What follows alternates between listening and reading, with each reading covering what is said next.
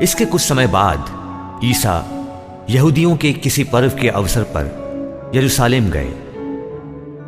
यरूशलेम में भेड़ फाटक के पास एक कुंड है जो इब्रानी भाषा में बेथेस्दा कहलाता है। उसके 5 मंडप हैं। उनमें बहुत से रोगी, अंधे, लंगड़े और अर्धांग रोगी पड़े हुए थे। वे पानी के लहराने की राह देख रहे थे, क्योंकि प्रभु का दूत समय समय पर कुंड में उतरकर पानी हिला देता था। पानी के लहराने के बाद जो सबसे पहले कुंड में उतरता था, चाहे वह किसी भी रोग से पीड़ित क्यों न हो, अच्छा हो जाता था। वहां एक मनुष्य था जो 38 वर्षों से बीमार था।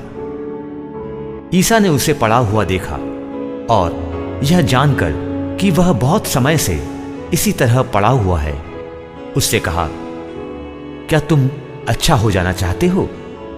रोगी ने उत्तर दिया, महोदय, मेरा कोई नहीं है जो पानी के लहराते ही मुझे कुंड में उतार दे। मेरे पहुंचने से पहले ही उसमें कोई और उतर पड़ता है। ईसा ने उससे कहा, उठकर खड़े हो जाओ, अपनी चारपाई उठाओ और चलो। उसी क्षण वह मनुष्य अच्छा हो गया और अपनी चारपाई उठाकर चलने फिरने लगा। वह विश्राम का दिन था, इसलिए यहूदियों ने उससे जो अच्छा हो गया था कहा, आज विश्राम का दिन है, चारपाई उठाना तुम्हारे लिए उचित नहीं है। उसने उत्तर दिया, जिसने मुझे अच्छा किया उसी ने मुझसे कहा, अपनी चारपाई उठाओ और चलो। उन्होंने उससे पूछा, कौन है वह जिसने तुमसे कहा, अपनी चारपाई उठाओ और चलो?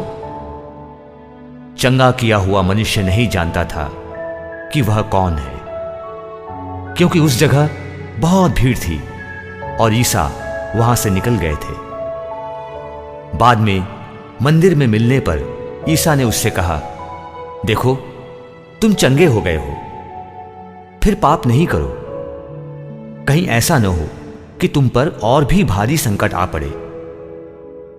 उस मनुष्य ने जाकर यहूदियों को बताया कि जिन्होंने मुझे चंगा किया है वह ईसा है।